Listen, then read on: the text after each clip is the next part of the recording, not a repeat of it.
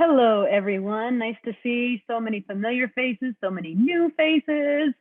Hi. So my name is Jen Jefferson. My pronouns are she, her, and hers, and I work for Santa Fe Public School District. I am the prevention coordinator with the Office of Student Wellness.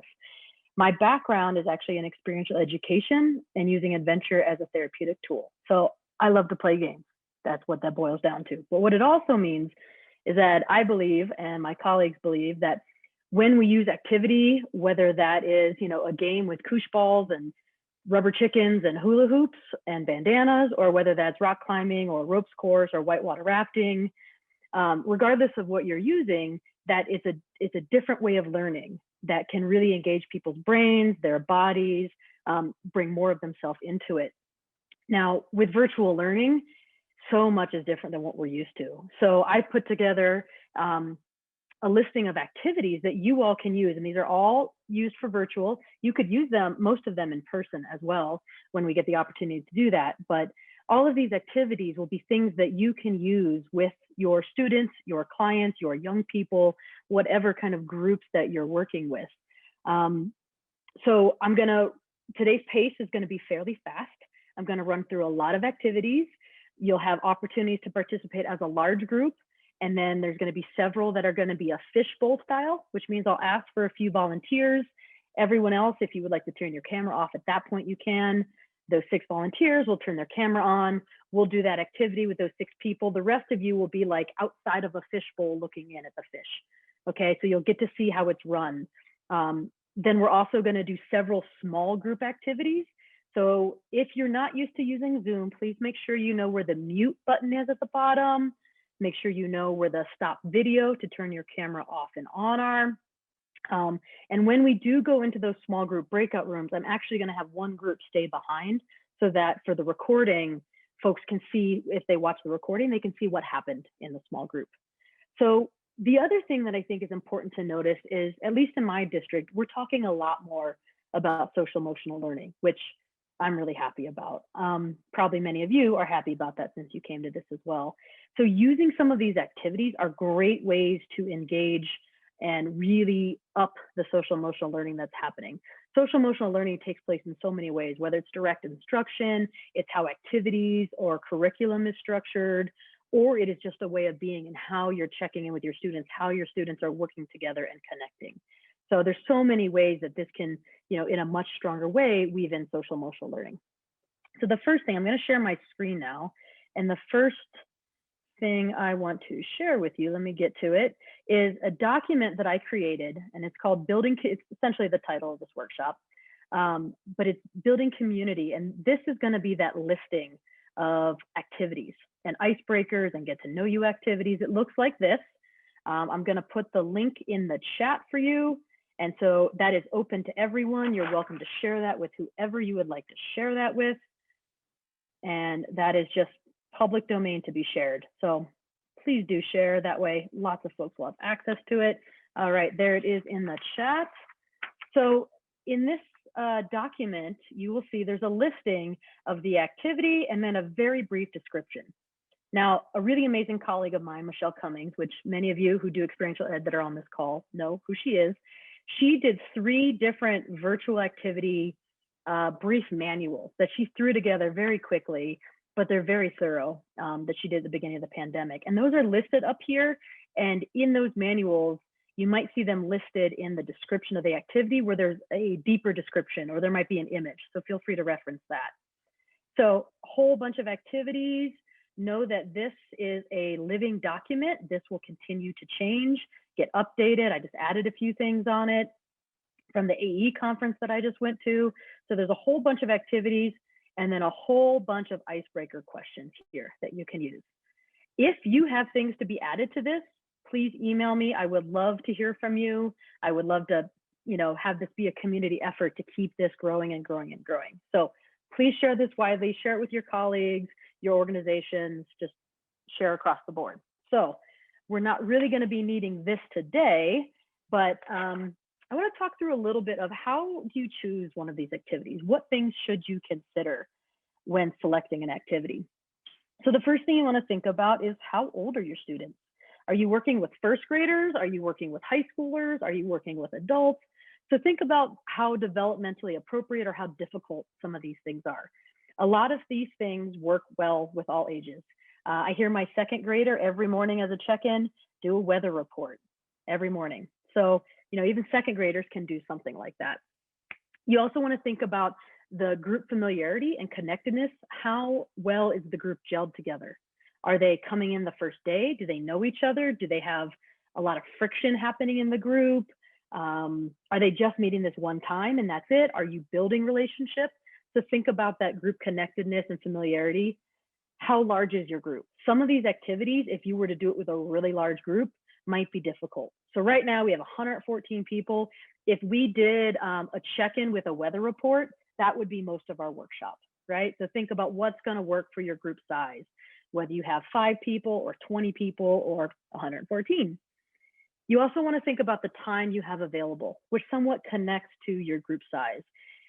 The activity might work for your group size, but you might not have enough time with all of the other things you want to do.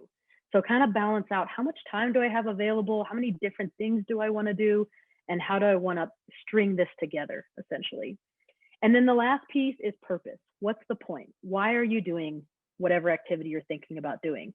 So most of these activities that are on this virtual list of activities serve around 3 different purposes, and some of them overlap. So the first one is like icebreakers, get to know you, build connection in that way. The second one is a series of check-in questions and feeling assessments. How are you doing? And then the third one is energy shifters. How do you shift the energy of your group? Maybe you're teaching math and you just worked through a whole different, my 5th grader, the way that she's learning how to do math, it just makes my head explode. And sometimes I'm like, I don't know. And she's like, Mama, didn't you go to 2 colleges? I say, yes, I did, but I don't understand this. So if you're doing something really challenging, right, and they need kind of a brain break, you can do something that'll shift their energy, shift their mood, kind of help them essentially shake it off, right? So there are some fun energy shifters. Or if there's just tension in the group, but you want to shift it up, you can use some of these activities for energy shifters. So we're going to start off, and this can be for anyone who feels like participating. And again, if you can keep your camera on, that's awesome. And if that's something that's not comfortable for you, or you're not in an environment where that works, it's totally okay. I'm glad you're here. So the first one is your thermometer. So if you're able to, you can hold up your thumbs, usually just one, right? So this is your thermometer. And what you can do is ask this, and a lot of times it's easy to ask students visually instead of them chatting and you reading, or asking them to unmute or mute. That can be like herding cats, especially with young folks. But I see some of you nodding and laughing. You've been there, yeah. So you can ask them how they're doing, right? So I could say, how is this workshop going for you so far? If it was going great, you might give me a thumbs up. If you're like, I'm not sure, or if you're like, oh, this is not what I came here for, right? So another question might be, how are you doing right now? Just in general, how is your mood and feelings? How are you doing? Right, and so I can look around and I see some thumbs up, I see some thumbs sideways, and I can kind of read. And so if I'm trying to figure out how my students are doing, maybe how are you understanding this lesson? Hey, did that make sense? And they might be like, nope, or kinda, or like, yeah, I totally got it. So you can use this all the time. I use this one all the time, whether I'm in person, virtual. I even end up responding to my kids and my partners with a thumbs up all the time because I do it so much. So that's the thermometer. So thank you all for doing that little one. So the next thing that we're going to do, I am going to ask for 6 volunteers. So if I can have 6 people volunteer themselves in the chat, that would be lovely. The rest of you can just sit back and watch. So I'll give a couple minutes for you to do that.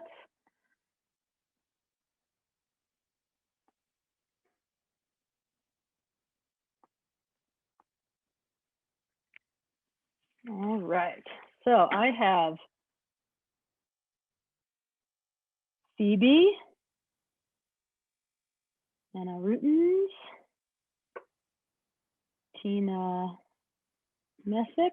Did I say your name right, Tina? Tina Messick? Karen Squires, And is it Jillian or Gillian?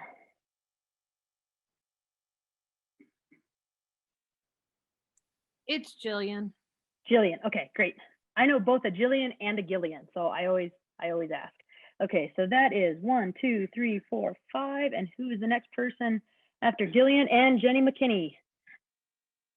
All right, so Phoebe, Anna, will you remind me, is it Anna or Anna? Thanks for asking, Anna. Anna, okay. So we've got Phoebe, Anna, Tina, Karen, and Jillian. Okay, so I'm going to show you all an activity called Wheel of Names. So this website is also in that document. So when you want to go use it, it is in there, the icebreaker document that I just shared with you all. And the website's up top. It's wheelofnames.com. And you can put anything in here that you want. If you look over on the far right in the gray box that I'm highlighting, you will see the questions that I've loaded on the wheel. So you could use this one of two ways. I didn't know the names of everyone who would want to volunteer for this activity. So instead of doing names, I did the question, and I'll just call on the name. If you have a group where you know the names, you can put all of their names in here, and then you can spin it to choose their name. If any of you are doing the PAX Good Behavior game for K through 6th grades, that there's a lot of schools in New Mexico doing that. We do it at Santa Fe Public Schools. That they have a similar thing where you call on them in that way, kind of random, and there's some research behind that's actually a good thing. Can also make some students kind of nervous, but either way, you can put names in here. You can add, I think it's up to 100 names to spin, or you can just put in a few. I think you can even only put in 2 if you want. So this is Wheel of Names. So how we're going to do this activity is I'm going to call on someone and say, okay, Phoebe, you're up. And then Phoebe will know that it's her turn. And then I'm going to click to spin it. And whatever question it lands on is the question that that person's going to answer. So those of you who are volunteering, do you have any questions? All right, here we go. Phoebe, I am going to have you go first. So here we go for Phoebe's.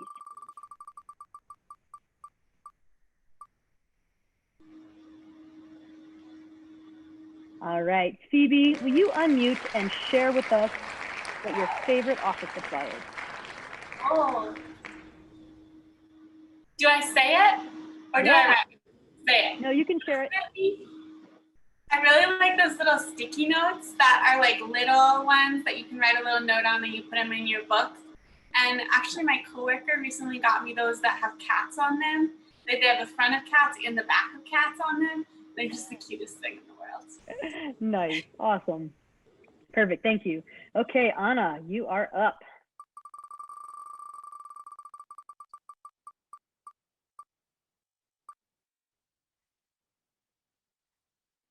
All right, so we're gonna do it again. If I wanted to remove this, let's say 3 people did this in a row, I could remove it or I could leave it. And so that's just kind of up to you how you feel, if you want things to be repeated or not. But when you're ready to remove it, it will actually remove it from the whole wheel so that it won't come up again. So I'm just gonna spin again, Anna, and let's see what you get. All right, Anna, what is your favorite snack? Potato chips. Potato chips dipped in sour cream. That's what I love. Just talked about that today with someone. Me too, that Fiesta dip. I was at the store the other day. Now they sell the green chili dip or the Fiesta dip, but it's like in the giant yogurt sized tub, and it's like, uh-oh. Pandemic style, right? Pandemic style. Okay, Tina, you're up. All right, you're also gonna get favorite snack. Would you like to answer this or have it spin again? I am fine with snacks. Now, if I were talking to students, I would say my favorite snack is grapes. But if I were talking to grown-ups, I would definitely say chocolate. Nice. I like your differential role modeling there. Okay, Karen, you're next.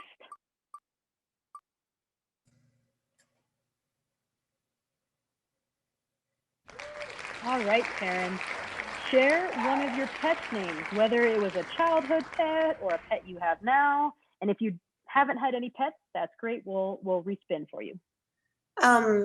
We have an old kitty, and we're pretty sure she's about 20 years old, and we call her Mari for short, but her full name is Doña Marigata. Beautiful. I like it. All right.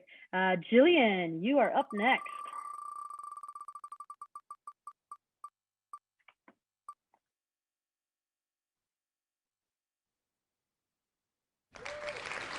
All right, Jillian, what is your favorite ice cream flavor? It's kind of specific. It's the Tillamook brand Tillamook Mudslide. Ooh, nice.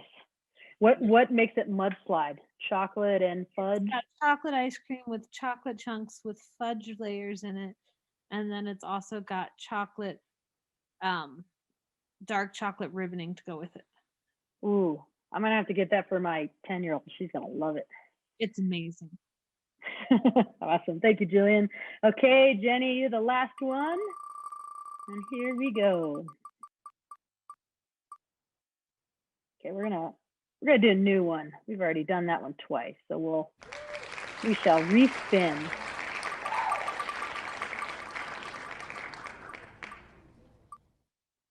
It really wants to answer.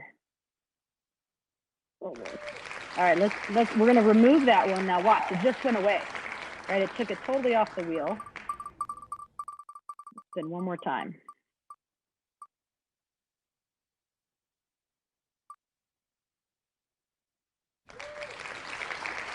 Okay, Jenny, do you have a nickname and what is it? And you may always pass if you like.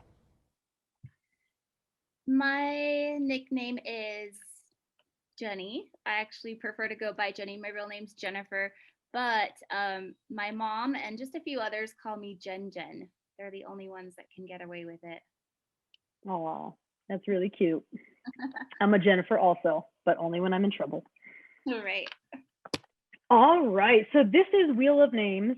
One of the reasons I like doing this is that it's something to watch, right? So notice, were you paying attention when it was spinning? Because the colors are moving and then there's the confetti. For me, that engages different parts of the brain as, you know, students are sitting there. So they're so used to just looking at faces, talking in the class. So this gives them something a little different to look at, colorful and, you know, noises and that sort of thing. So it kind of adds some novelty to it, which can engage the brain in learning in a different way. So for this activity, I'll pause right here before we go on to any further activities. Do you have any questions about how to do this activity or about the website? And you can either unmute yourself and just ask, or you can put yourself in the chat if you like.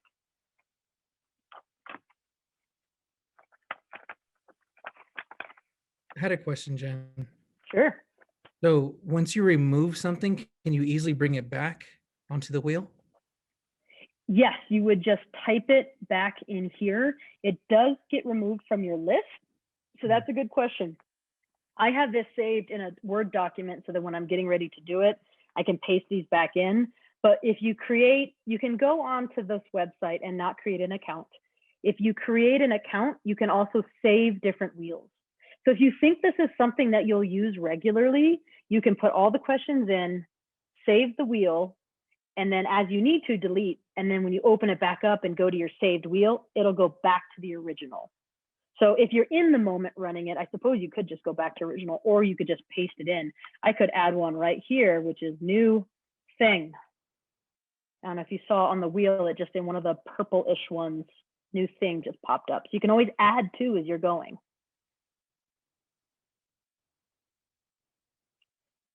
Any other questions on Wheel of Names?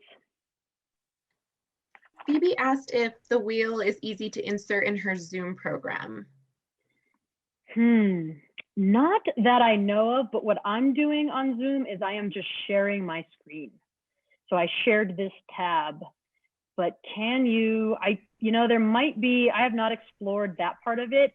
There may be a way to embed it into a slide deck and share that way. We'd have to poke around and play with it. Angela asked, can you make the wheel spin faster? I don't know. I would love it to spin a little faster, especially when it gets to the end and you're just like, come on. So there might be a way to set the the speed, but I haven't found it yet. Are you then, real fast, do you have two screens going? A screen with your face and a screen with the wheel? I'm not sorry if my technology understanding is. So I don't have dual monitors. I move around locations and house too much to fuss with a dual monitor. So I'm just on one screen. I have you all in a little grid off to the side, and then I'm running this and looking at the chat. So I'm kind of managing multiple views, and I just click on what I need to. Also, like I can keep looking at you, and I just clicked and spun the wheel as I'm sharing my screen. So I just kind of have things up a little bit. I have everything up on one screen, which is very cluttered, but I'm only sharing my tab with you, not my whole screen. Jenny, yes, you can change the color scheme.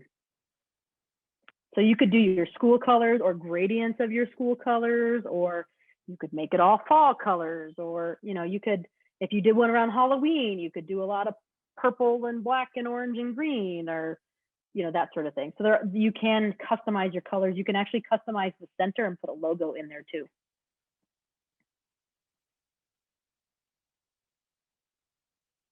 All right, if there's no more questions, I'll move on to the next activity, which I need 6 more volunteers. So if Misty and Sonia would still like to volunteer, you all can be the first 2, and then I'll take 4 more. Okay, we got Rebecca. Okay, Gisela, did I pronounce your name correctly? Yes. Gisela, beautiful name. So I have Misty, Sonia, Rebecca, Gisela, Angela. I can take 1 or 2 more. We're doing great on time, so. Could you put the address back in there? My computer went down and all the chat deleted. Sure thing. And we will also be following, thank you, Felicia.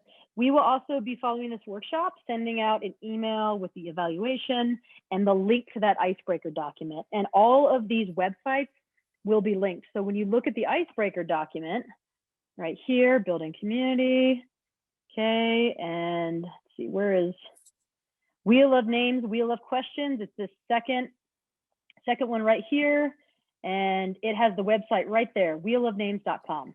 So everything will be in this document as you need it. All right, so I got a couple more volunteers. I have Karen, Chris, and Cynthia. We're gonna do all of you all. We're gonna be nuts and do all of you. Okay. Love it. All right, so let's go. So this activity is called Icebreakers. This is in the document as well under Icebreakers. So it's a little play on words. My family loves puns, so anytime I get to do a pun, I'm thrilled. So this is Icebreakers. And you can put any questions you want in here. I just created a quick Google Doc and added in some images. I'm happy to share this if you wanted to make a copy of it for yourself. I'll make sure this is linked in the document. And it's a list of questions. So you can do whatever questions feel appropriate for the type of group you have, how well they know each other, developmental age, everything. And then, let's see, get over to it. And then I'm gonna go to the website that is, so I'm getting something out of the way, Roll a Die. Now, I'll be honest, typically I have been able to share my entire desktop, and then I end up having these 2 tabs next to each other. So for this presentation, I'm gonna have to flip back and forth a little bit, but normally I have them side by side. And so you'll see this spin upon click, and then I'm just gonna have to switch back over here. Okay, so please pardon the flip-flopping. Normally it's not like that, but today Zoom is not interested in me sharing my desktop. So, oh well, we shall roll with the punches. The biggest part of experiential ed is kind of rolling with it, because you never know how a group's going to manage something or respond to something, or how into something they get. They might be so into it, it takes longer. So you just have to, from the get-go, be flexible and ready to roll with it. So for this activity, we have Misty, Sonia, Rebecca, Gisela, Angela, Karen. Uh-oh, I scribbled. I need to look at the chat again. Good thing I did that. Chris. If you are riding the buses are out at the bus loop, so please make your way to the bus loop if you're riding the bus. Don't miss your bus. And then we have Karen, Chris, and Cynthia. Hopefully not getting on a bus. All right, so here we go. Misty, you're gonna be up first. Let's roll your die. Okay, Misty, you got 1. Your question, if you could teleport, where would you go and why? I'd go visit my family. I think that would be nice. Either that or I'd have myself and all of my family go teleport to a beach on the Costa Rican coast. Oh, that sounds awesome. Cool, thank you, Misty. Okay, Sonia, you are next. And roll your dice. All right, you have 6. Of course. All right, share one thing about yourself that not too many people know. Okay, since none of you know who I am, so it doesn't matter, huh? True. Well, I'm always particular about my hair, but I don't like combing my hair. Not always easy, huh? Thank you for sharing that. It's you never know what people are going to share on this. Sometimes you really get to know someone by something, and they're choosing too the level of depth, right? The level of vulnerability. You know, she might have just shared her middle name with us, which maybe wasn't vulnerable, but maybe sharing something about her hair was a little more vulnerable, right? So people can really also choose what feels comfortable to them. So thank you for that, Sonia. All right, next we have Rebecca. All right, Rebecca, let's see what number you get. 4. Okay, Rebecca, what is the longest amount of time you have spent in a car, and where did you go? I would think I would have to say it was a long time ago.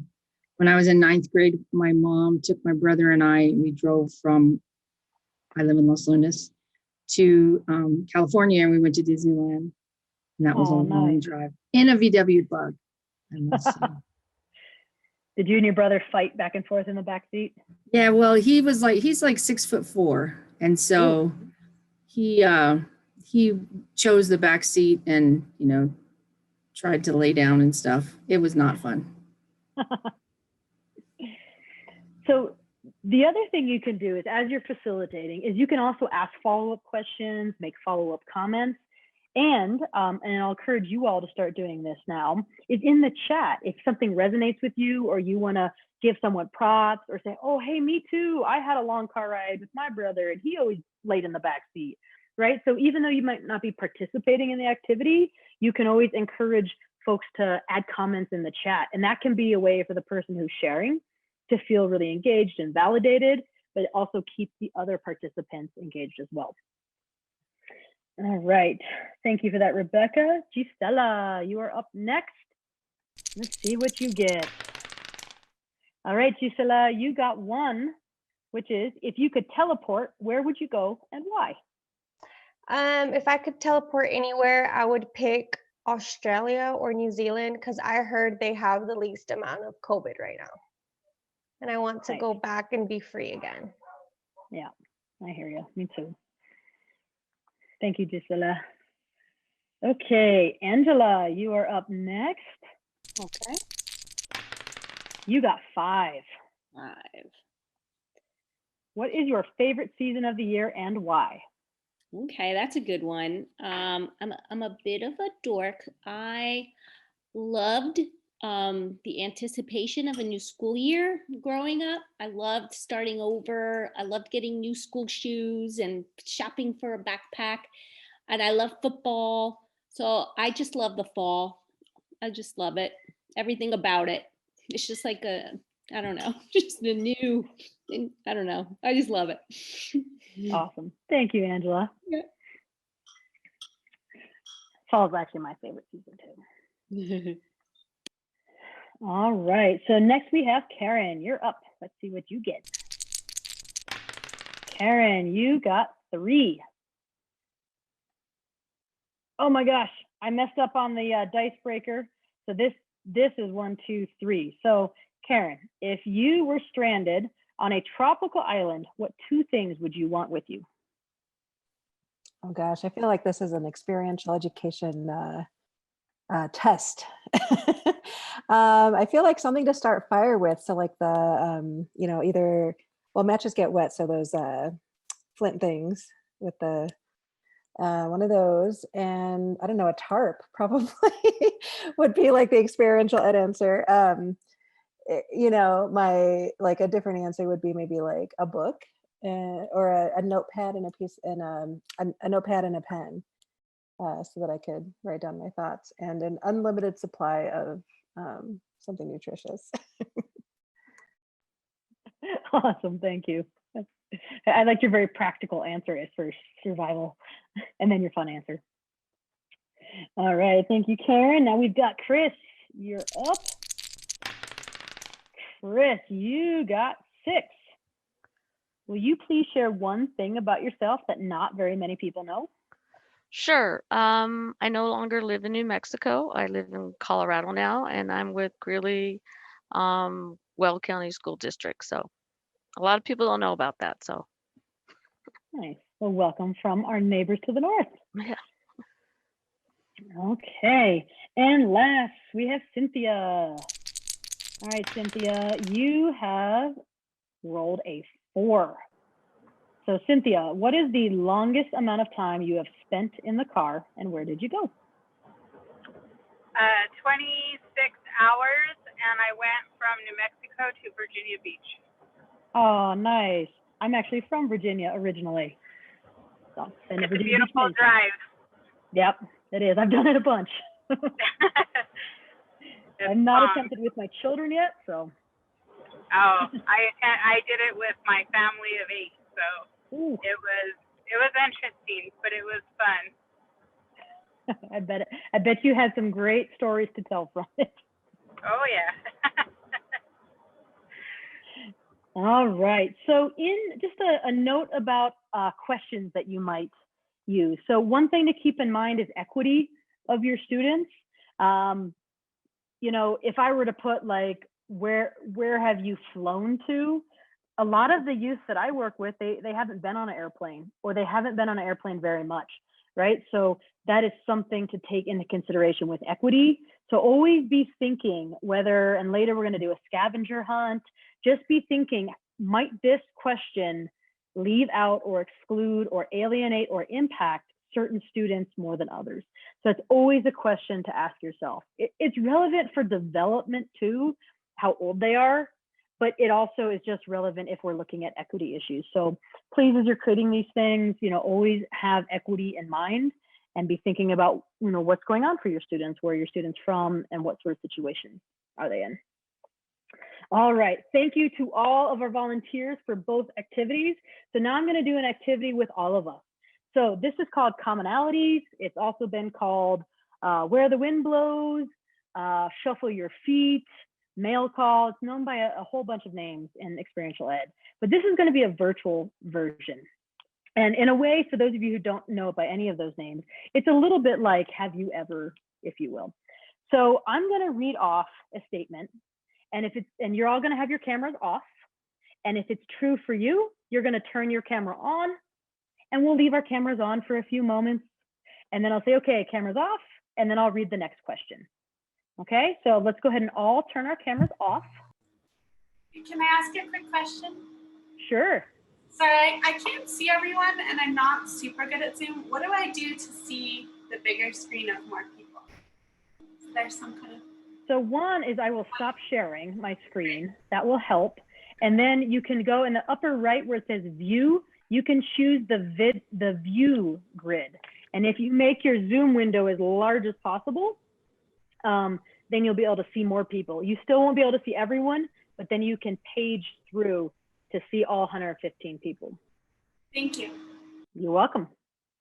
So again, the camera button is at the bottom. Sometimes you have to move your cursor down there and it floats up. As we do this, if it is true for you, but you don't feel like sharing that with everyone, then that is okay. Then you may choose to not share. I always tell folks that if you're in a group where you know people, let folks share what they would like to share. Don't share other people's story. So, you know, I know a few people in here like Fred, and if I were to say something and I know it's true for Fred because I know Fred, I'm not going to say, Fred, why aren't you turning your camera on? Right? I'm going to let him choose what he wants to share. Okay? So I always preface that for especially youth who call each other out like, what, you didn't move, you didn't turn your camera on. When you're doing this in person, you can do a stand-up version, or actually you can do that virtually too. If you want your students to stand up or sit down, that can also get them moving if you really need to also energy shift. So this is one of those activities that shifts energy and is get to know you. If you are struggling, I see some of you doing it. If you are struggling with figuring out how to turn your video off, you can always do what some of you are doing, which is sticking your thumb over the camera. And then we just see that, and then we see you. So if you need to, you can go ahead and do that. All right, so here we go. So I'm gonna turn my camera off too. Okay, so turn your where'd my list go? There it is. Turn your camera on if you are a teacher.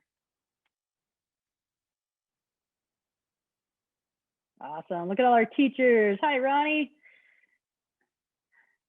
All right, okay, camera's off.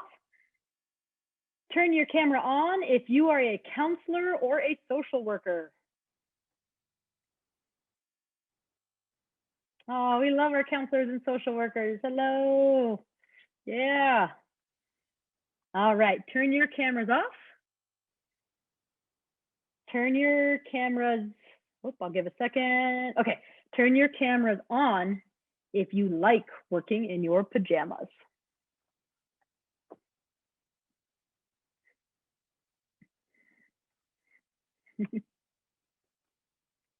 All right, now that you all know who likes working in your pajamas, you don't get to call them out if they're your colleague and be like, I know you're in your jammies right now. What happens here stays here. Okay, cameras off. All right, turn your cameras on if you have learned something new, whether it's a new skill, it's a new software, it's a new way of doing something. If you've learned something new during the pandemic.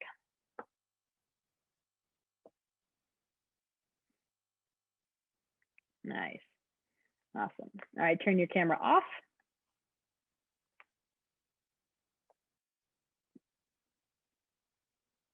Okay, turn your camera on if you can speak more than one language.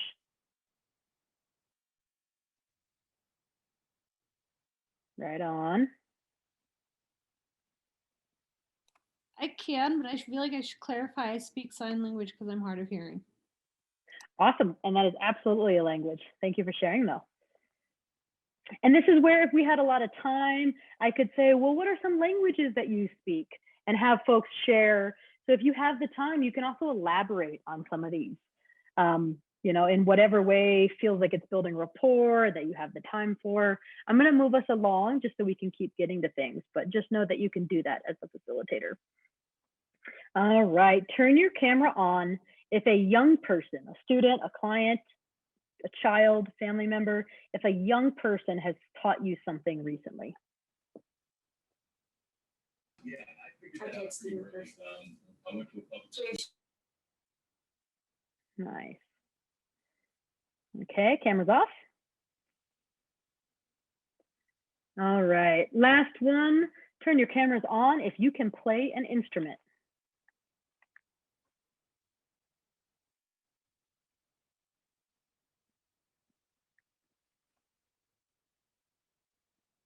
Nice. All right, great work, everyone. Everyone may turn their cameras back on now if you'd like. So question for you all, what do you think folks can gain, whether it's your students or your clients, your participants, but what can participants gain from this activity? Why might you use it? How might you frame it? What might folks get out of it? I think the kids would actually feel like maybe they have more in common with their classmates. Absolutely. And you're learning something new about somebody. Mm-hmm. I think it's an opportunity for students who are shy or introverts or uncomfortable with this modality we're in to be seen you know, to answer without having to answer, if you will. Yeah, absolutely. I think it's just another way for them to know that we really do care and are willing to engage them in something different. In the chat, we had engagement, building connections, connection to others, and learning about each other, helping them connect to teachers and staff. And as you do this, I encourage you to participate too, so that the students or youth or participants are building relationship with you too. They're getting to know you also. You know, so many times, adults, but especially young folks, when they're struggling or not doing well at something, they think they're the only one sometimes, right? I think right now when we're virtual and a lot of us can't be face-to-face, some of us in different parts of the country or different parts of the state get a little bit of face-to-face time. Sometimes we don't, but there's, I think generally right now, a little bit more of a sense of isolation. So this activity really reduces isolation by creating that connection and showing what you have in common. So it can help help students not feel quite so alone. So I really like this activity for this time. When you do it in a large group in person, you can have spot markers and have people actually move across the room. But in virtual, it can be stand up, you know, sit down, or it can be raise hand, lower hand, or it can be turn the cameras off and on. And yeah, Shirley had a great point. It helps them get used to turning their cameras off and on. It can teach them that, right? You teach them how to do it, and then they get used to doing that off and on. It also, I know for a lot of the high schoolers I meet with, even when I'm one-on-one, they won't turn their camera on. And our district has taken a pretty clear trauma-informed approach that we're not going to force our kids to turn their cameras on for, you know, a lot of different reasons. But this might help them feel a little bit comfortable turning their camera on. Now, if they will not turn their cameras on at all, it might flop. So just be ready for that.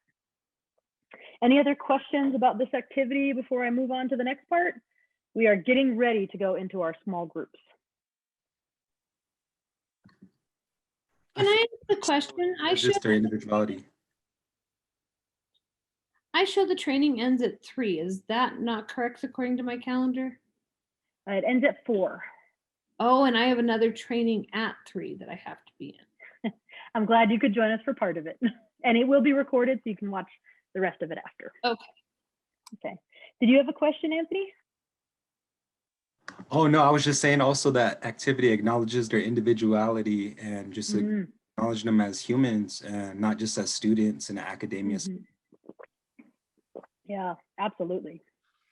Thank you for adding that. And I had a question. So if you're doing this activity and then you're inviting people in the group to kind of throw something out there, or like turn your cameras on, blah, blah, blah, right? So are there certain parameters that you set beforehand, or how do you keep boundaries appropriate? Oh, thank you. And I forgot to mention that. So another way to run this activity, so I just ran all the questions, right? I said all the statements or asked the questions. Another way you can do it is have it go around the room and have different people volunteer to share something. When I do this activity in person, it's almost like musical chairs where there's a spot in the middle, and then that person will say something, whoever's like, you know, last to find a spot, share something. So you do want to set it up, asking them to keep it appropriate, be mindful of what might put someone on the spot. So, you know, you can set it up to call someone out. So you just kind of encourage them, and you feel your group to know how hard of boundaries, how much you really need to set that up. If you have a group that's really ripe for messing around with each other, like maybe emphasize that a little bit more. And if you don't, just ask them, okay, let's keep this appropriate and no war stories, which is a phrase I used to use with an agency I worked with about, you know, we don't want to glorify things like drinking or, you know, drugs or, you know, risky behavior. So really saying we need you to keep it appropriate, things that can be shared at school.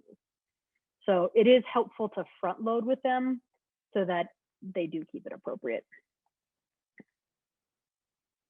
You can also angle this towards specific topics, right? And help kind of guide and make it themed or topic based if that is something that is what your group needs. If you've already played this a few times and you want to shift it up, then you could do it that way.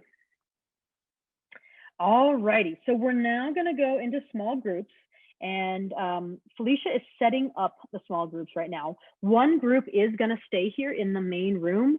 So if you end up in the main room here, and you'll be part of the recording, and if you're not comfortable with that, please send a private message to Felicia, and she'll switch you out and make sure that, you know, you're not, you know, spotlighted in a small group on a recording. So I'm going to give the instructions, and then we're going to zoom you out to your small groups, and we'll give you some time warnings, and then we'll bring you back. So I'm going to paste a document. Really only one person in the group will need to access this document, but at least one person needs to pull it up. Everyone can pull it up if you'd like, but at least one person needs to pull this up. So it's called Team Tally, and I learned this from a colleague of mine, Jen Stanchfield, and she has a company called Experiential Tools. And so this is a Team Tally. You're going to go into your small groups. This is a competition, and you are going to go through and you're going to tally your points. It will tell you how to tally. Have one person keep track and actually do the tallying. Okay, so one person open up this document, and then at least one person tally it. If you have any problems, I'll be here in the main room. You can private message me or Felicia. We should be able to reach you, and I can come pop into your different groups. All right, any questions in general? When the time is up, I'll give you some time warnings, but then you'll get a notice that the breakout room is closing, and it'll give you 60 seconds. So you can keep talking if you want to. And if you don't know how to come back, just stay there. You'll get kind of yoinked out of your breakout room and back here. So if you're not sure how to get yourself back, you can come back. Otherwise, if you're ready to leave, make sure you click leave room, not leave meeting. Leave room. All right, everyone good? Okay, Felicia, can you please send everyone to breakout rooms?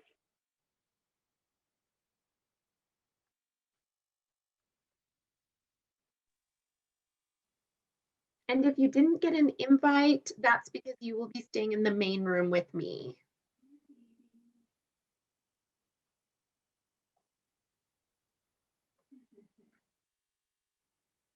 Did you get yours, Jen? I did. Okay. Just making sure. And so we've got groups of 5, right? Awesome. All right, so there's probably a few folks in here still working their way to their group.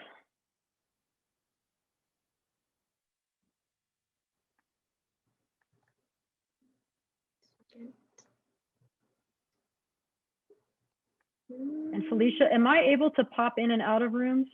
You should be able to, yes. Okay, it doesn't look like it's letting me. It's only inviting me to join that breakout room. I think you have to join in and then it will let you once you get in there. Okay.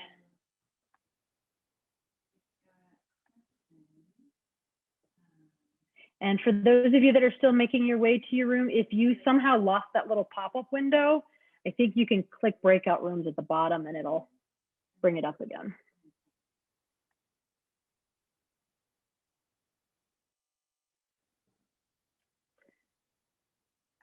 All right, so Felicia, you're going to stay in this room. Are you able to pull up the document at least? Let me open and see if it's there.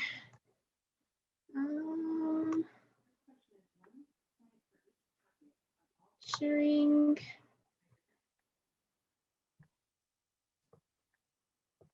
Yes, I've got it. Okay. Could you please rebroadcast that to the room just in case and let them know that they have 15 minutes? You got it. Thank you. You're welcome. See you soon. Okay, see you soon.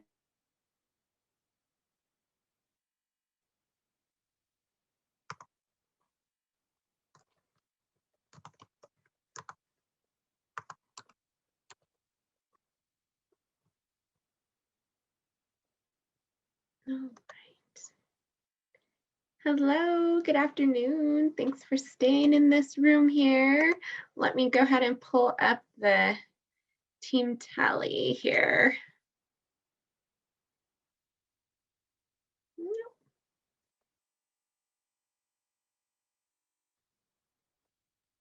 All right.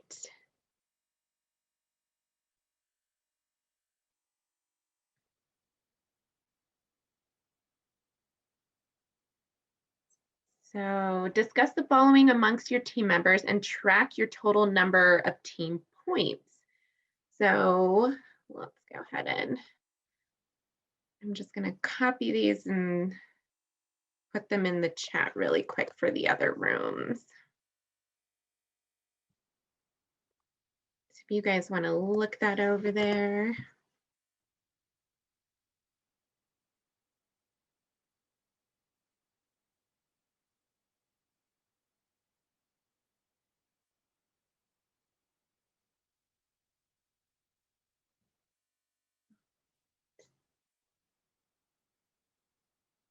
Okay, so 1 point for each pocket on all clothes worn by the entire team. Okay, I've got 2 pockets.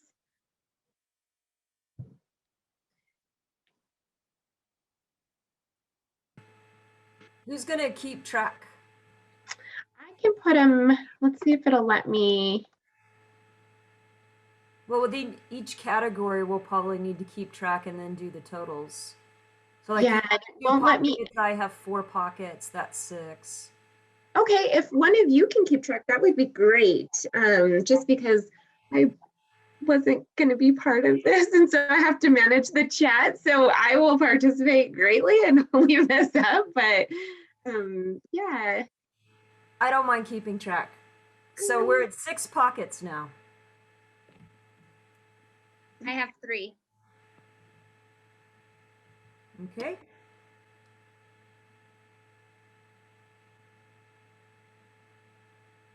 All right. Are we getting any in chat? I don't see anything. Then my chat is not opening here. Hold on 1 second. Yes, there it is. Okay. Let's see if it'll just let me share that slide. Got too many windows open right now.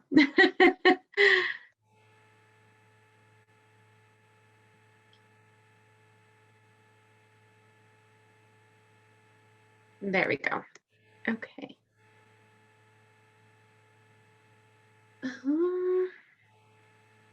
Well, we're currently at 9 for those who have answered. Okay, someone just asked for help in a breakout room, so I'm gonna have to leave you ladies. It should still show up everything, but I'll be back. Okay. Does anybody else have pockets they want to contribute? Can you add 2, please? Pardon? Can you add 2?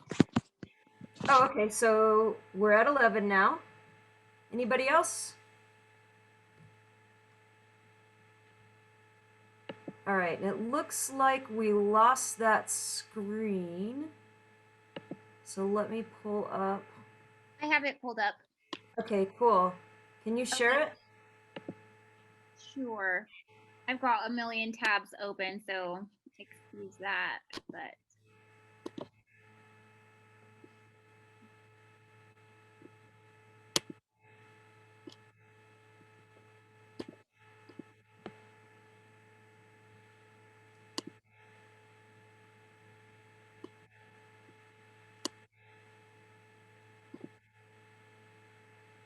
Cool, thanks. You're welcome. All right, so it looks like question 2 is 1 point for each pet in your household. Fish only count as 1 pet. If you can introduce us to your pet, an extra point. Oh, I'd need a treat for my dog to get off the couch. But I have 1 pet. I have 1 as well. All right. I have 19 chickens. Ah! We're gonna kick butt on this. Yeah. Some fish, but that only counts as 1. And I have 3 dogs. My son has a leopard gecko. All right. That puts us at 26. Woo! Oh, we've got Kathy has 1 dog. You're on mute still, Kathy. This is Biscuit. I have 3 dogs, but here's the one I could grab. All right. And the bonus point puts us at 30. We're a pet happy team. I'm loving it. Yeah. Hey there, y'all. This is Tina. I'm from group 3. And I came over just because y'all were here. And we didn't get this little team tally sheet. We just got one question. We clicked on the link, and then whoever had clicked on it shared their tab. So that's how we were able to get that up. Huh. Okay. And Tina, I put it in the chat to the breakout room, so you guys should be able to open the chat and see the link in order to open it. Okay. We will go. I will go back there. Any of my team that's still there, come on back to our breakout room. Unless you have a lot of pets, then stay here. How do we go back? You hit breakout room at the bottom. Okay, got it.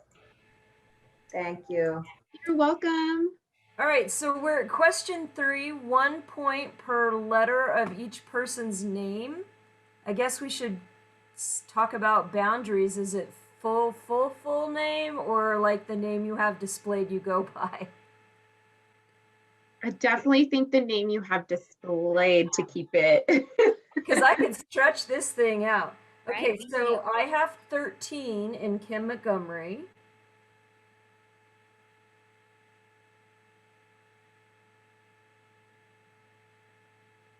I believe I have 13 as well. Okay. I have 10. 10 for Kathy. Including first and last name or just first? I did first and last because that's what I have displayed. Okay. Have 13. Oh, sorry, Rose. No, it's okay. So then I'm 8.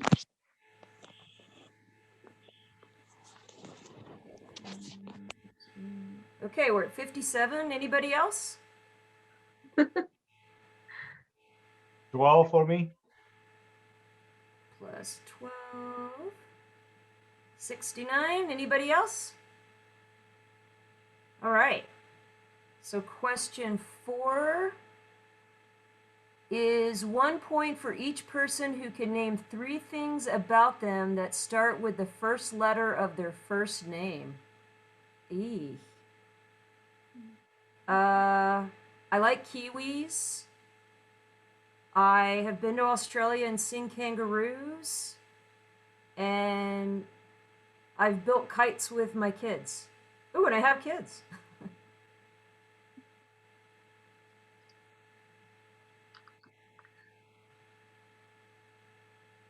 Anybody else? 1 point. Let's see. What is it? 1 point for each person who can name 3 things about them that start with the first letter of their name. I am kooky, kind, and kid-like. Oh, fun stuff. All right. That's 1 for Kathy.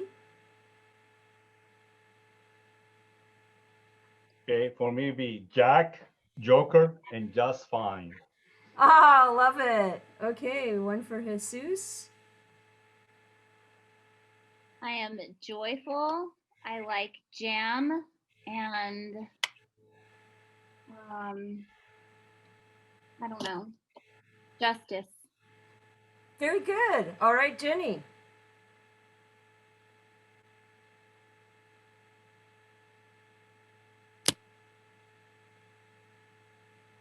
Felicia or Francesca?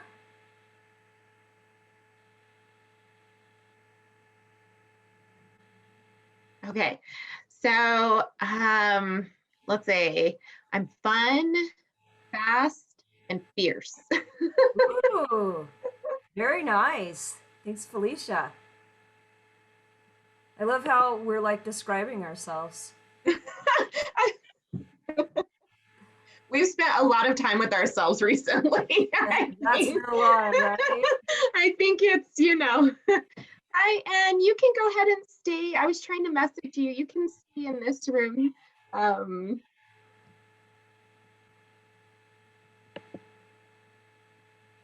She finally found the questions and we tallied all ours. So we decided it was just 2 of us that we'd come back. No worries. We are going through ours now. Oh, okay. Well, I'll be quiet. Okay, so Anybody else want to jump in, or shall we move on to question 5? Thumbs up? All right, I'm seeing some thumbs up. So question 5, 1, 2, 3, 4. 1 point for each team member that can name a different coping mechanism or strategy for dealing with stress and challenges. So no repeats, it'll have to be something new. Would anybody like to start us off on this one? Something that can be used as a coping mechanism or a strategy. Breath work. Very good. That's what I was gonna say. 4x4. Mindfulness and grounding strategies. Okay, very good. Sleeping. I'm sorry, what was that? Sleeping?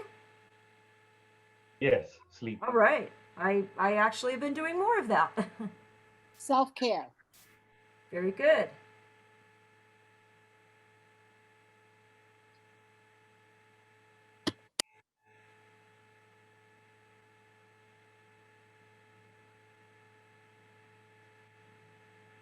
Well, I'm going to add in ice cream because I have just happily put on the COVID-15. So for me, ice cream has been a coping strategy. It didn't say it had to be necessarily a healthy coping strategy. That's right. I mean, it could have been tacos. Yeah. Ooh. Chips and salsa, that's mine. Yes.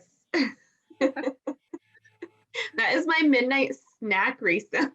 I don't know what it is with chips and salsa. Can't get enough of it.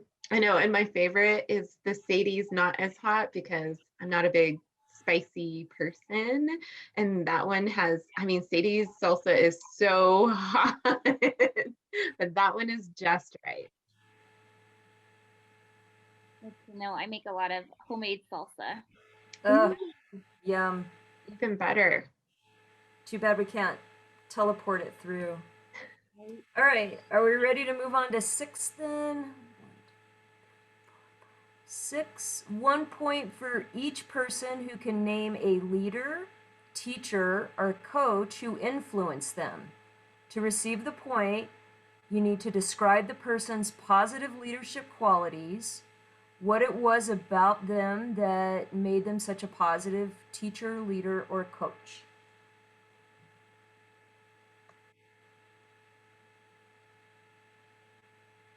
Would anybody like to start?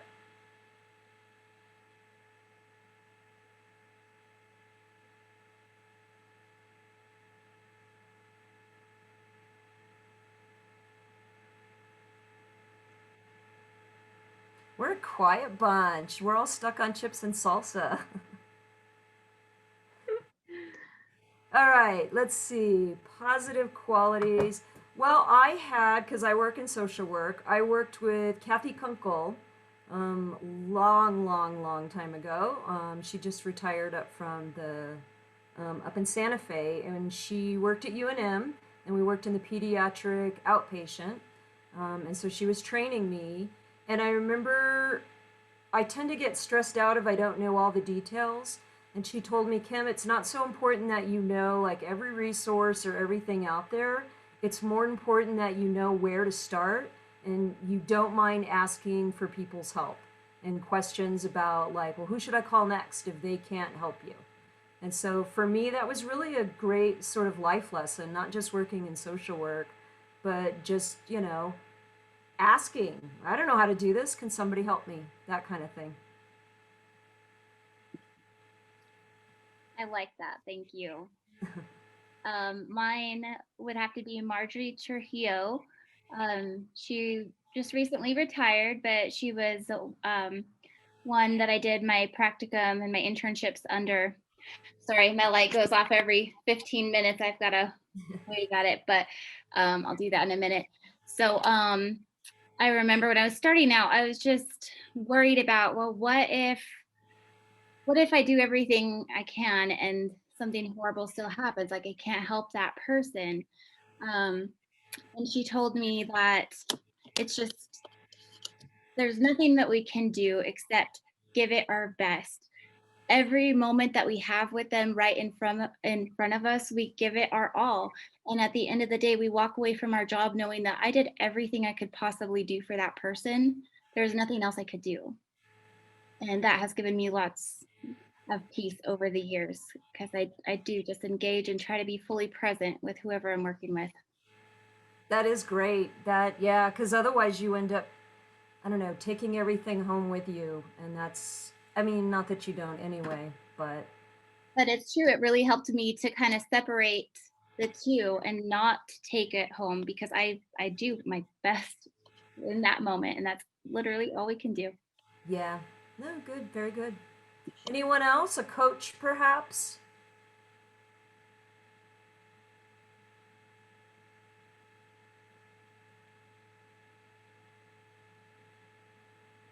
Okay, seems like we're ready to move on. So let's see. 1 point for each team member who can share a favorite technique for building rapport and community in their online or in person at a distance teaching. Share the activity or technique to receive points. That's great. That's a lot of what we've been talking about today. So who's had something that's really kind of helped get people chatting?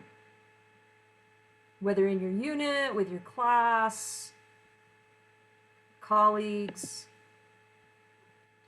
And we're just about to close the other rooms. So there's one I learned just this past week, and it's a Nearpod extension on a Google slide. It is so awesome. It's a way for you to actively engage with your students. You could do polls, you could do check-ins. They can dialogue back with you. So Nearpod extension is a really awesome thing to kind of make your Zooms a little bit more engaging and get their feedback. I know it's hard because so many people are working in different various platforms depending on where you're working. My school system's on the whole Google Suites, but that's then of course embedded within Google Classroom, and then we have Jamboard and Flipboard, and it gets overwhelming with how many how many extensions you can use. But in case that one, everybody's on Zoom, could you say that extension again real clearly? Nearpod is an extension from Google Slides. Nearpod? Nearpod. Can you put that in the chat? Yes, it might take me a minute to find it, but I'll add a YouTube in there that shows you how to do it. It's mainly for teachers, but the social worker and I, my coworker, we are trying to put together slides for like anxiety or all the various things that we can do lessons on, and then we have it to pull up and we can engage with them and get that data. Great. Great. All right, I think we are just about to hand it back over to Jen, our presenter here. All right. Good job, group one. I'll add up our points real quick. Feel free to, the talliers, feel free to add up those points, throw them in the chat. Please keep in mind, it's a competition, but it's also not. We had really uneven group numbers because so many people dropped off after we sent to breakout rooms. I think a lot of people somehow thought it ended at 3. So some groups only had 2 people and some groups had 6 people. So that really affects the time to get through things and the number of points. But as you're tallying those and putting those in the chat, I'd love to hear from you all. What was that like for you? Yeah, just what was it like for you? What was that experience like?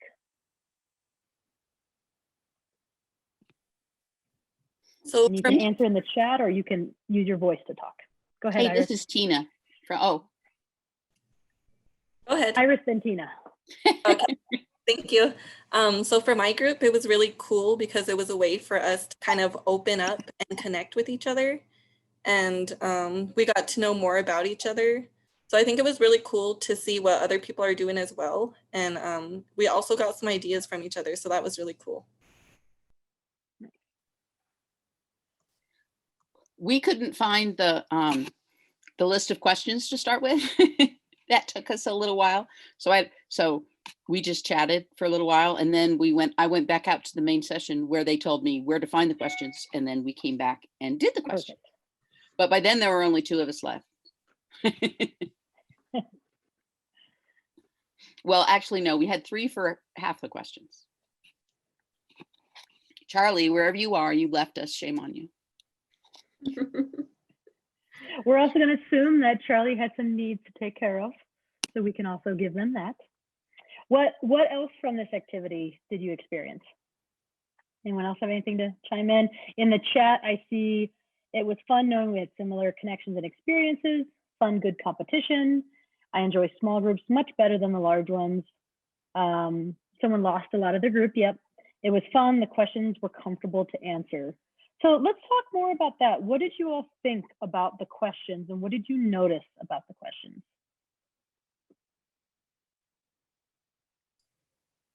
I mean, I think a lot of them were geared towards us. So I made a copy and I kind of like, changed them a little bit. So when I'm working with my students, it'll be more relevant to them. Mm-hmm. It seemed like they increased in kind of the amount that you were personally sharing as the question went on, which I, by the way, really liked. It was really neat to have different parts of the country be sharing and talking about the experience that we're having right now, and get to hear the commonality from different being so far away, Yeah. Did other folks notice and feel more comfortable with the progression in vulnerability and amount that you had to share out? I think that in the beginning, like in the beginning, you're kind of nervous, but the more and more questions you ask, you could tell that people were more comfortable answering like, oh, this is fun. We're actually doing this and we're getting points. So I think it kind of motivated people to want to answer and really answer the questions. Yeah, absolutely. We could have actually counted points, like against each other and then awarded a prize. You could do that, but sometimes just saying it's a competition, gives that sense because there's points associated. Any other last thoughts on this activity? We were hoping we would win a Thanksgiving turkey. I so wish I had a turkey to send to you. I thought the first question really helped us to kind of giggle about it because we only had one pocket between the 4 of us. And I think that is very, very much 2020. So that made us all laugh. But right, that was the group working in pajamas right there. Anna, the turkey got pardoned.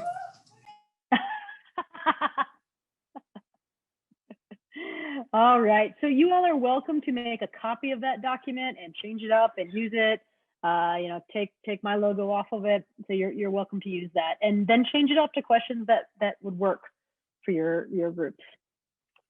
All right, so for this next one, I am going to send you to Menti. So there's 2 ways that you can do this. You can pull it up on your phone, or you can pull it up on another tab on your computer. So you can either click the link that I just put in the chat, that'll take you right there. Or if you want to go on another device like your phone, just go to menti, MENTI.com, and then enter the code 8577497. That is in the chat. Okay, so you're gonna go to Menti, and there's gonna be a question there for you, and you can enter up to 3 responses. So the question is, what are some silver linings right now?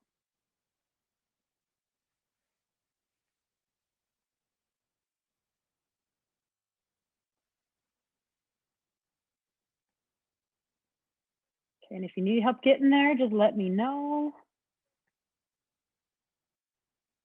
You can either click that link or menti.com and enter the code. How many words do we put?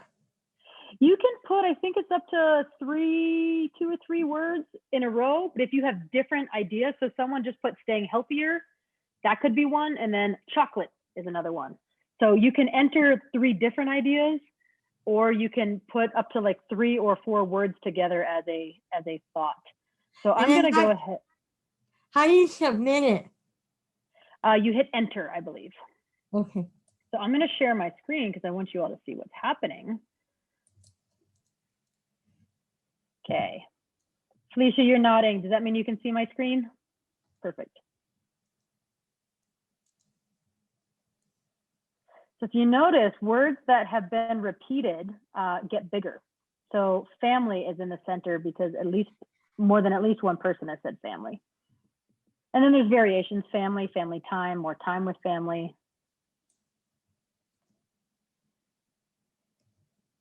Jammies, home with kids, going for walks, community, self-care, no makeup. Right on. You're learning, attire's different. Less running around, meeting new folks, teamwork, breakfast, crafting, work pajamas. Ooh, that's a great phrase, my work pajamas. Get on my sleeping pajamas, put my work pajamas on.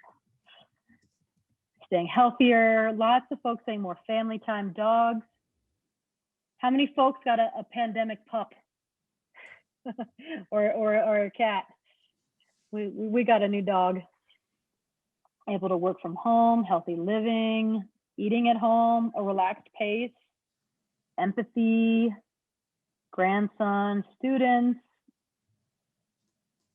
financial abundance.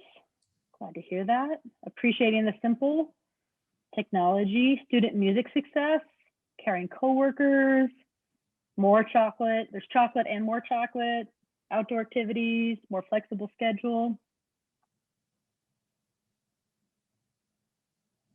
Nice. So as we're watching this, why do you think you might use this? This is called a word cloud, and this is on mentimeter.com. If you want to actually do a word cloud, and this is in the Icebreaker document too, but it's mentimeter.com is where you set these up. And that is in that Icebreaker document, as well as Poll Everywhere. They both do similar things. So why might I use a word cloud versus just having people put these exact same answers in the chat? Why use a word cloud? Kim? It allows for anonymity. Mm-hmm.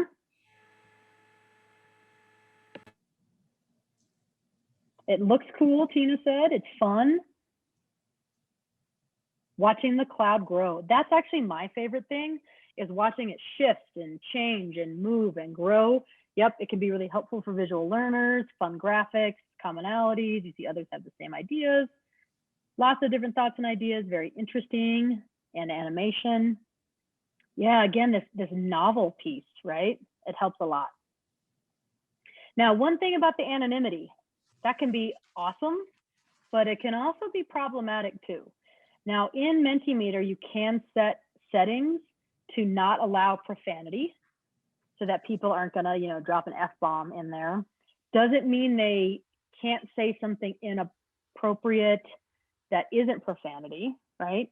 But something to preface with your young folks of, let's keep this appropriate.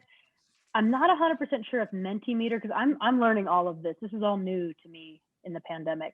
So I know on Poll Everywhere, you can have it where it's almost like someone submits it and you have to approve it, which means you just have to be monitoring it and say, yes, yes, yes, yes, yes, yes, but you can approve things before they go in. I think Mentimeter has that same option, but I haven't figured it out yet. So that may be a difference in the two to play with and figure out. All right, so that's a feelings check-in. That's a way to check in with how people are doing, their feelings. I like talking about the positive. Notice that it didn't have anything about what's been hard or how has this been for you. I really focused it towards the positive, especially right now when there's a lot of hard things. So that is one feeling assessment. Another feeling assessment is name and weather report. So if I can maybe get 3 folks just in a second, but not yet, popcorn that. So what you do is you ask folks to share their name and check in with their mood as if it was a weather report. Now, with your younger students, that may be a little foreign to them because I grew up with my dad having the news on constantly and always the weather on. And they would say things like cloudy with a chance of rain, Also, I guarantee you're going to get at least one cloudy with a chance of meatballs. Always my favorite when a student does that. They know that one, but they may not know like, oh, I'm feeling stormy. So you might need to give some ideas to help them translate that. It also is a little bit of an abstract thought. So younger students, students with disabilities, that may be challenging. It also might be challenging for folks speaking different languages, but there's some ways that you can just adapt that. So if I can get 3 folks who would like to share out and share their mood as a weather report right now.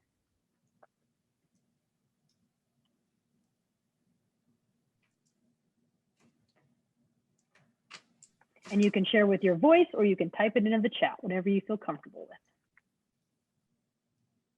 Just a shout out to you, Jen. This has been the best Zoom training Ari has ever been on. And I'm sure that's across the board. I'm honored to hear that. All right, so Karen's feeling sunny. Jenny's feeling sunny with a slight breeze. Sunny, I'm feeling sunny, thank you. Feeling nice. Thank you, Rita. So when you get these answers, you can choose to check in with them. That might put your students on the spot, and that may be a good thing or not a good thing. So I might say, oh, Mari, you're feeling a little cloudy. Tell me more about that, right? And if Mari wanted to, she might share, or she might say she doesn't want to, right? So you can kind of do some follow-up, or Sunny, tell me what's so sunny for you.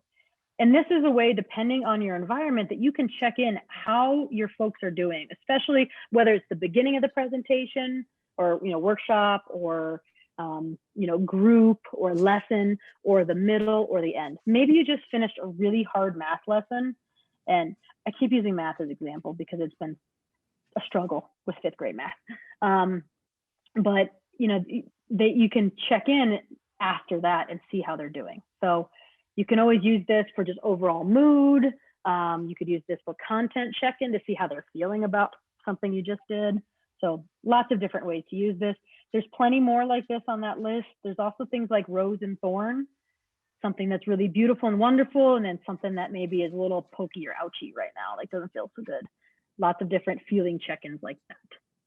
All right, it is 3:30. We have 30 more minutes.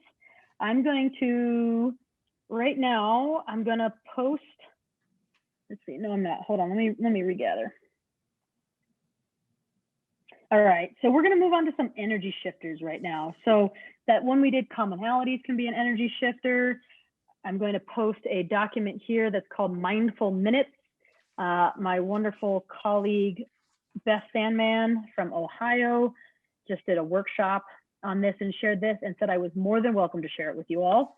So this is Mindful Minutes, some different ways that you can walk through some different mindfulness activities with your young folks or adults. So I'll post that in there. One of my other favorite things is you can do Simon Says with your students.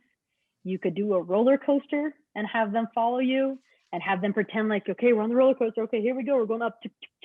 Okay, we're going down. And then, and have them mimic you and move around. And a lot of laughter. You can have them take turns leading it.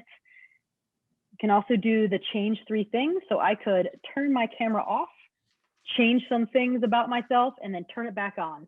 And you can guess what I've changed. Again, you'll preface it with keeping it appropriate with young folks and being mindful. And you can make it easy or hard. I could turn my camera off and do something really obvious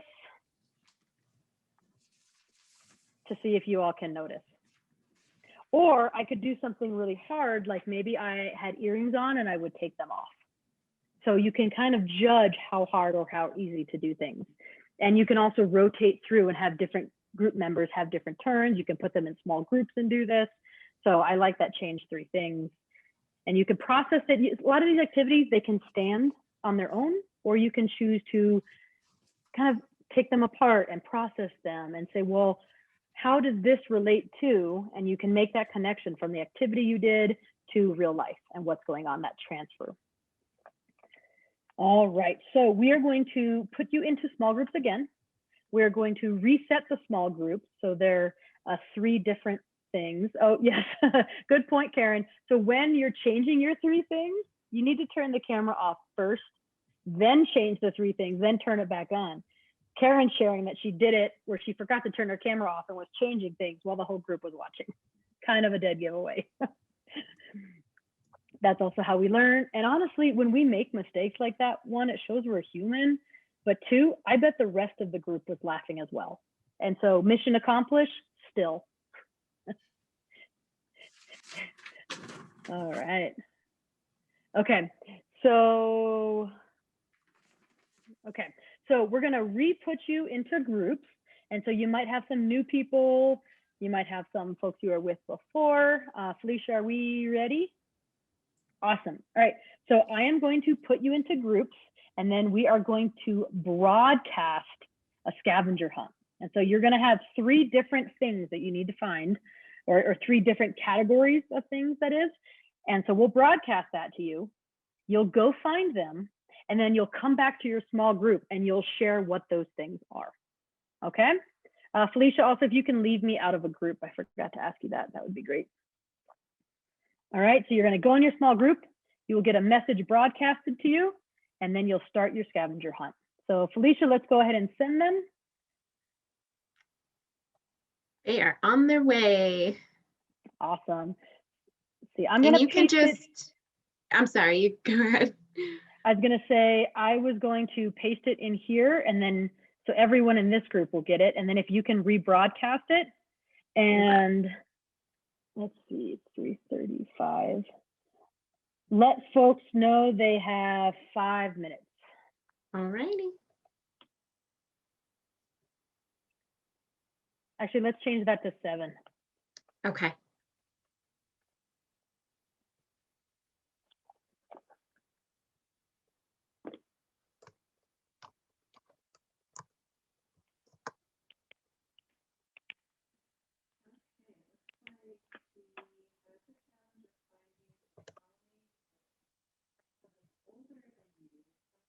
Okay, broadcast done. Awesome, thank you. All right, so folks who are in this group, you have the things you need to find are something older than you, something with a face, and something with 5 colors. Something older than you, something with a face, and something with 5 colors. Okay, ready, go. Are we looking at, like, for each of us have to find this, or as a group? Each person, great question, each person. Okay.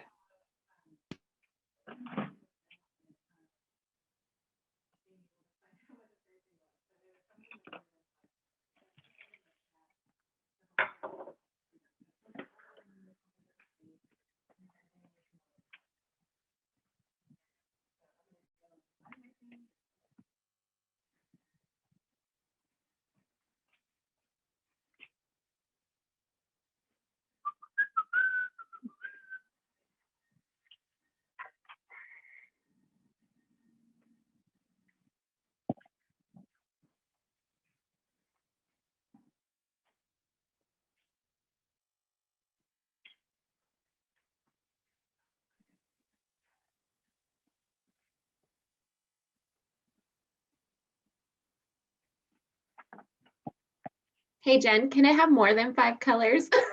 It sure can. Okay. At least I'm 5 colors. I don't have anything with an odd number. I suppose I should say 5 colors or more. Let's see.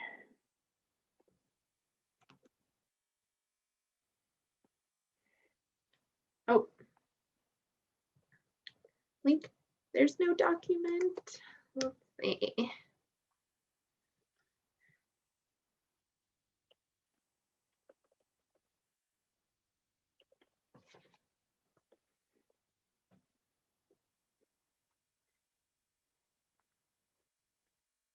All right, I think Melissa is actually in this group. Melissa, did you mean the Mindful Minute document from earlier, or the Icebreaker document, or just the scavenger hunt list?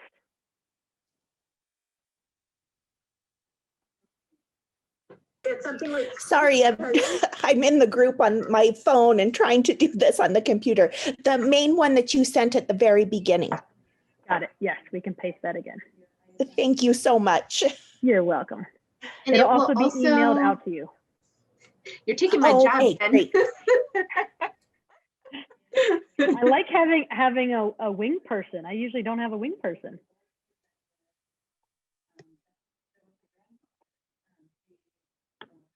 All right.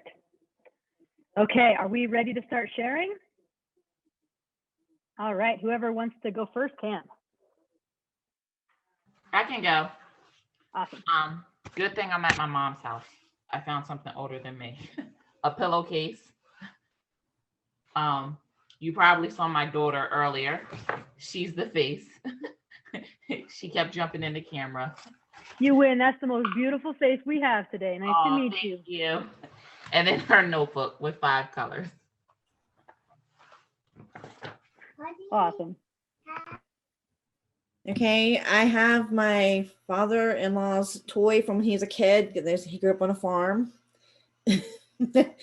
And then here's a picture of a face. Aww. And then something with 5 colors.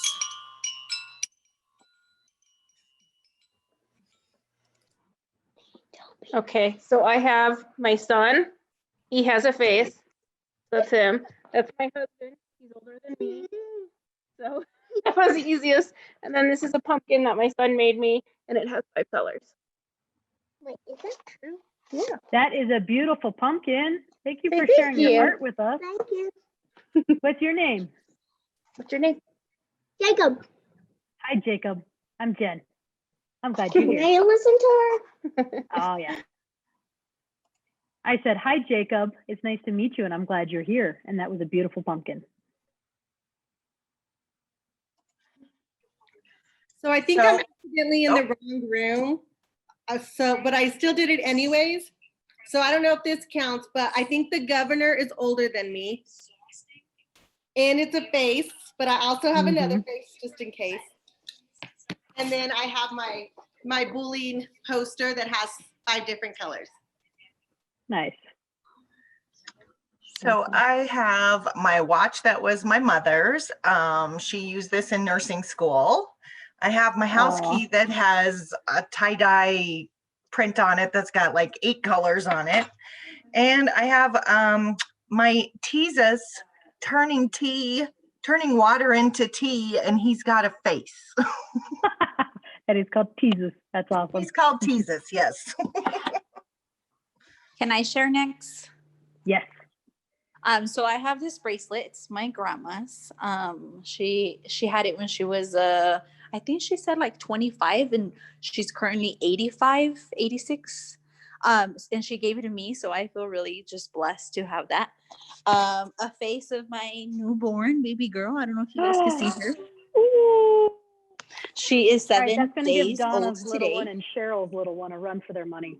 That one might win. What a beautiful little face. Congratulations. Thank you. She's 7 days old today. And then this Santa Claus has a lot of different colors, more than 5. Awesome. Nice work. Thank you, Rosa. Yes. All right. We have about 1 minute before folks start coming back in. So whoever else would like to keep sharing, please do. I'll share. I've got a dinner bell that has been used in my family for I don't even know how many years, since my great-great-grandmother. Wow. Will you ring it for us? Oh, beautiful. Right. I've got a face of the book I'm currently reading. So amazing. And then I've got my pre-quarantine dress that I would like to try and fit in when this is all over for Pride Month. Yay, that's awesome. And it has more colors than 5 though. Yeah, it does. I'm like, darn it. So I have a little change dish. I don't even know what to use it for, but a little Pride dish that is the colors. I have a little squishy that has a face. And then I have a heart rock, which is older than me, older than all of us really. But whenever I go hiking, I collect heart rocks for my partner. So anyone else like to go before everyone comes back in? And Felicia, if you haven't, close them out if you could. Yes. Well, I have some buttons that were from my aunt's coat, and she was older than my mother, so they're older than me. I have this little bank. You can see him. It's a little frog bank. And then I have this picture collage of my daughters when they were little tiny things, and that has 5 colors, even though they're different kind of colors, but it just makes me happy.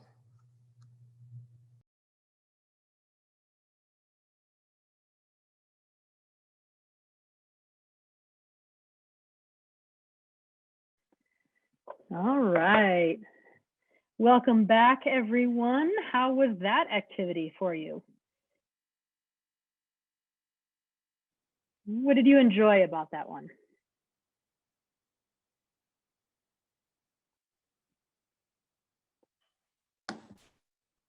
The scrounging around for the items.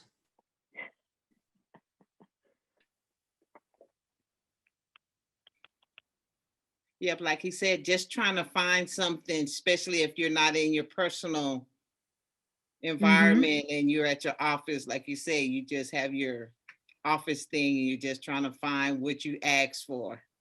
Mm-hmm. And especially something older than you are. I mean, no, that's hard right there.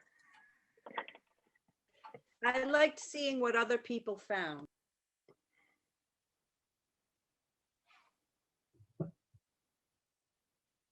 My favorite part is always hearing the stories behind the object. You know, sure, it's fun to see something, but when you hear someone share that, you know, this is like Felicia shared a dinner bell that's been in her family for generations. You know, some glimpses in. We met some children. That is also my favorite part. But you can get some glimpses that you might not otherwise get. Again, it was your choice what to choose and therefore what to share, right? So we're putting a lot of power of what folks are comfortable sharing into the hands of the participants. So as you do little virtual scavenger hunts like that, you can do these over and over again and change it up. This is another really important one to keep equity in mind, thinking about where your students are. If you have some students that might be at an alternate location, be mindful of that. It's really helpful to know, do you have a kid who's sitting in a parking lot somewhere working on a hotspot from the library or the school or the McDonald's? So if you've got a kid sitting in a car, what is it going to feel like to them to try to participate in this? It's going to be a lot harder, and it might really draw out where they're at. So definitely kind of know that, what kind of environment your students are in, to see if that impacts this activity. Just things to think about. Let's see, we got some things in the chat. Enjoyed how everyone showed something different. Personal items with meaning made you get up and move. It sure did. Meeting others from other parts of the country and seeing heirloom items. Searching for items and seeing everyone's interpretation of the directions. Let's see what else. Someone did show their husband who was older than them. I bet he loved that. I might have been in trouble if I had done that. Let's see, people's interest, had to get creative. You know, I once had someone show a pocket watch that had been passed down to them, and it was older than them, and it had a face. Well, I guess it wasn't the 3 colors, but it was 2 things. It was older than them and had a face. For a second, I thought it was all 3. Yeah, and how creative folks get to go, get to be. All right, so we're running a little short on time, because I always am, because I have so many high hopes of how many things I want to do. So I'm going to speed this along a little bit. We're going to have a little bit of time at the end for questions. I will also stick around a little bit. So if you have questions, I can answer your questions afterwards. So we're going to go back into small groups, and you're going to do charades. So what you're going to do, you're going to go into your small group. And when you get set, we're going to broadcast a message that says, send your first representative. You will send one person from your breakout room back to the main room. So I might say, I'll go first. I'll leave my breakout room, come to the main room. I'll be in here, okay? And I will give you the first clue. And let's say it was rock, okay? I would say rock. You'll go back to your room and you're gonna act out in charades, rock. Don't worry, that's not one of them. I think that would be incredibly difficult. So you would act that out. As soon as it is guessed correctly, you're going to send a new person back to the main room. And I'm going to give that person the next clue. All right? Questions? All right. We're going to have about 5 to 7 minutes to do this. So go ahead and accept your invitation to your new room.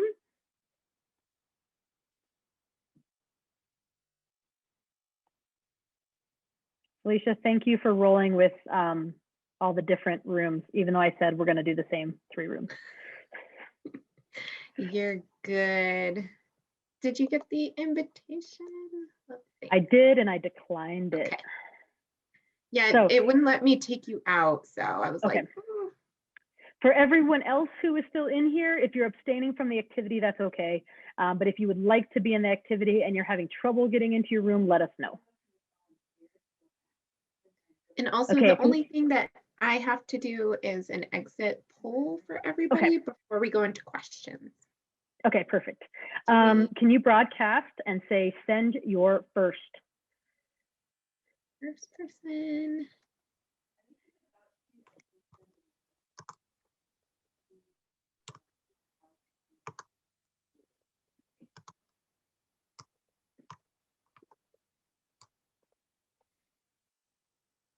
All right, we have our first people. So please tell your group that the theme is winter.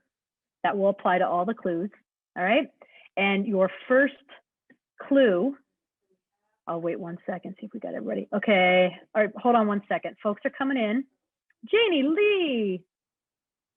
Hi. Hi, Jen. All right, I think we have most people. Okay. So please, when you go back to your group, tell them that the theme is winter. Everything will be related to winter. And your first clue is going to be snowflake. With your words, you may tell them the theme is winter, but then after that, please don't use your voice. All right? When they guess it correctly, the next person comes back. Quick question. Just with your body? Yes, don't write it on a notepad and hold it. Well, up. I mean, That would just be a raw good- snowflake. You can't do that either. Okay. We can't use props. I suppose that's if gonna you be had hard. props, you could use props, but please don't write down snowflake. So tell them with your voice, the theme is winter. Felicia, if you can chat, broadcast that too. Sure, you could draw if you want. Really? All right, you could turn it into Pictionary. All right, so go ahead and go on back to your room. Snowflake. I joined a little bit late. The so I theme is missed the winter. first part. What was the word snowflake? The first one is snowflake. Okay. How do you get back? I'm sorry, I shouldn't have been the one to do this. If you click at the bottom, there is a 4 square that says breakout rooms. Click that again, and you can rejoin the breakout room you're assigned to. Oh, yeah. So we I have don't to see it. Can I leave? snowflake. Yep. Join breakout room. Well, I don't see it. Felicia, are you able to send people? I found it. It's under the 3 dots. Bye-bye. Perfect. Bye-bye. Jenny, what was your question? So I'm not clear on what I'm supposed to do.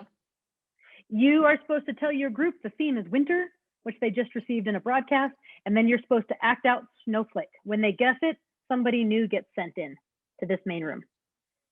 Oh, I have no idea how I'm going to do that. And I can't write it on or draw it or anything like that. You can draw it if you want. You just can't write out exactly what it is. Okay, thank you.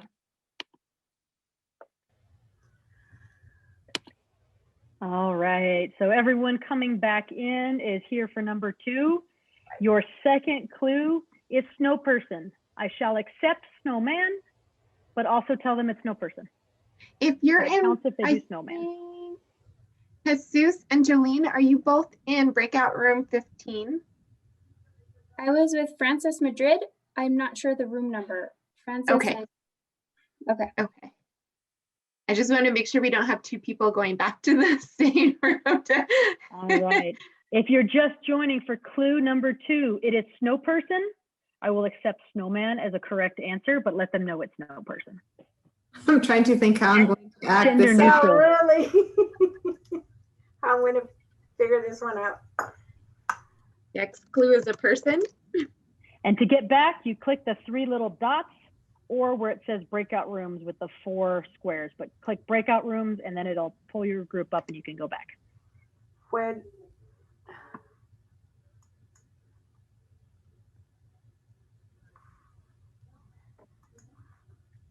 In the little dots, breakout room? Mm-hmm. It doesn't give me that.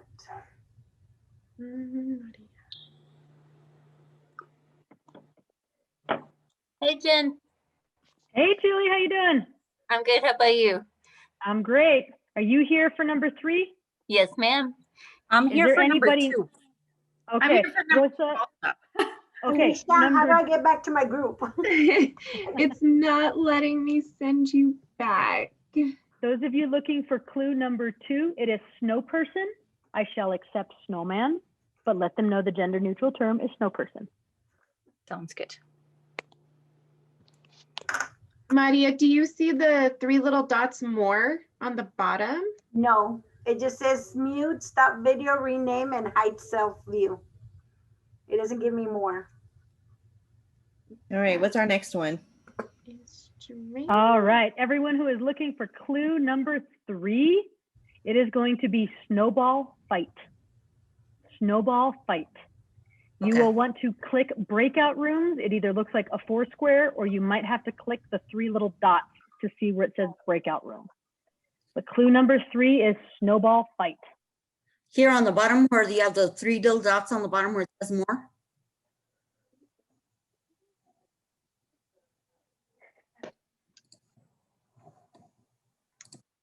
If I hit leave, it's going to take me out of the whole thing though, right? Yeah, don't hit leave. I don't see. How do you go back to your breakout room? At the bottom, there's be a more option. Oh yeah, I see it now. Thank you. Thank you. I use this every day. What the heck? Okay, thank you. If you are just joining us and looking for clue number 3, it is snowball fight. Snowball fight.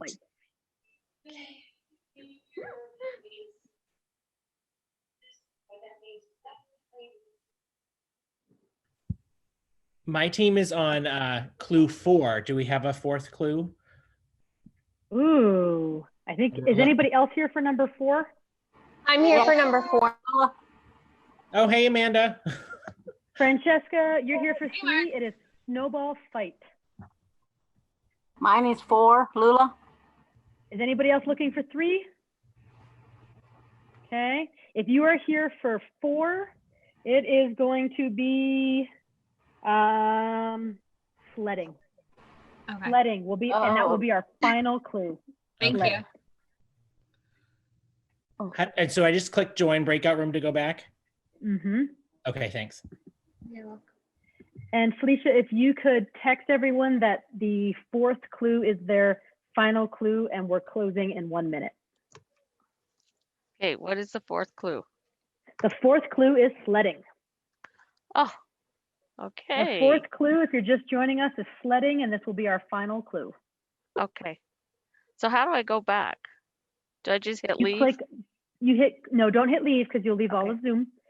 Click breakout room, or if you need to, click the 3 little dots first. Okay. Thank you. John, are you here for clue 4, or are you all done? Yeah, the last one, or the clue. The last 4. clue Okay. 4 is sledding. Sledding. Sledding.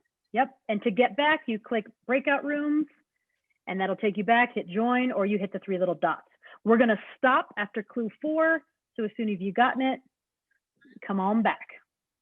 It's not showing me the 3 little dots or to leave to the back to breakout room. It might say more. All right, Felicia, did you already close I the just room? have leave. I just I have haven't leave. closed the rooms yet. If I leave, I leave. Coming back. Go ahead and close them out, Felicia. I think they're You've coming got back. it. Yeah. And you can even say most people are coming back. Come on back. I can't find it either, how to get back. It keeps telling me to leave. If I leave, I'm leaving the whole station. Yeah, we don't want to lose you all the way, Sonia. Stay here. I don't know where to go then. It's not showing me. It's all right. Everyone's going to be coming back, so we'll just stay. You could just hang tight here. Oh, I didn't get the last one to them. It's okay.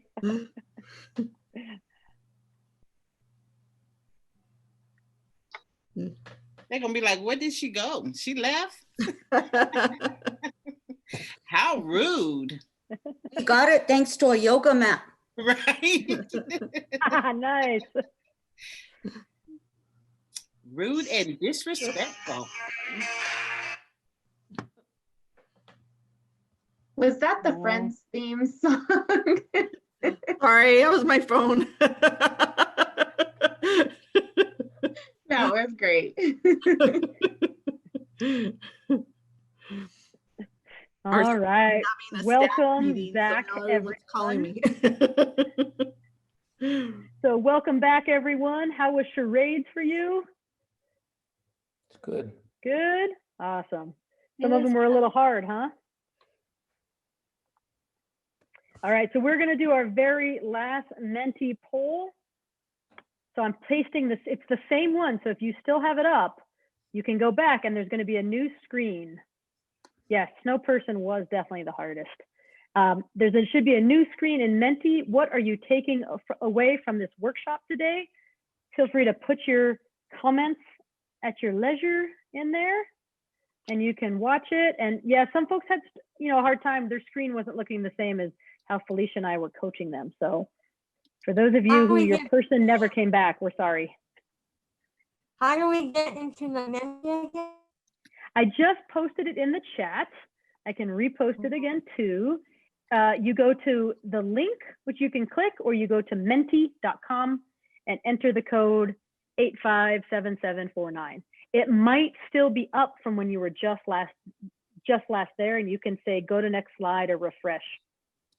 And Jen, before people have to jump off, I'm going to go ahead and do your exit poll.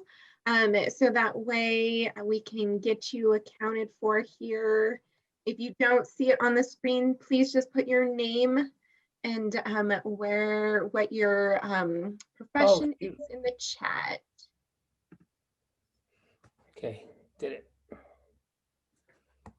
And of course, if you have to leave, thank you so much for joining us today. And Jen, oh my gosh, for that wonderful presentation and your generous support to our school health community. A link to the evaluation and all this information that Jen has been sharing today will be emailed out to you along with the survey for your CEU credits. If you have any questions, please feel free to reach out to us at the H2T365 website. All right. It was so much fun spending the afternoon with you all. Thank you for coming. Thank you for those of you who are able to stay the whole time. I will stick around to answer any questions. Thank you for all the answers that are going in here about what you're taking away. If you ever need any support, my contact info will be in that email as well as on this icebreaker document. So feel free to reach out and get any kind of support you need. And thank you so much for all the new faces and all of the faces I already know. I'm glad to see and meet you all. Felicia, my poll went out and then it wouldn't let me do anything in chat. So that's okay, Anna. It's okay. I'll mark you down. No worries. Alicia, the poll on my computer too, it flashed up, I saw it, but then it went away before I could click on anything. Okay, no worries. Thanks, Valerie. I will mark you down as well. And if you have the option to put your name in chat, that would be great. But if not, I gotcha. All right. Did folks who are still here have any questions? Have any questions or just comments? You could also share your comments. I just thank you, and I'm glad that you have it where we can see it again, because my computer keeps wiping out and then reconnecting me, so then I can, when I rewatch it, I can watch the whole segment. So thank you for that blessing. You're welcome. And I believe the recording as well as the other recordings will be on the Head to Toe website, so you can access them. And that way you can watch them when you want or rewatch them. And everybody be safe, keep healthy, well, and have a happy Thanksgiving. Happy Thanksgiving. You be safe. Thank you for coming. Thank you. Bye, y'all. Bye-bye. I also just want to say thank you to Head to Toe for Thank you. putting on so many free workshops that folks can access. I think that's a really beautiful way to really provide access for folks. So thank you, Head to Toe.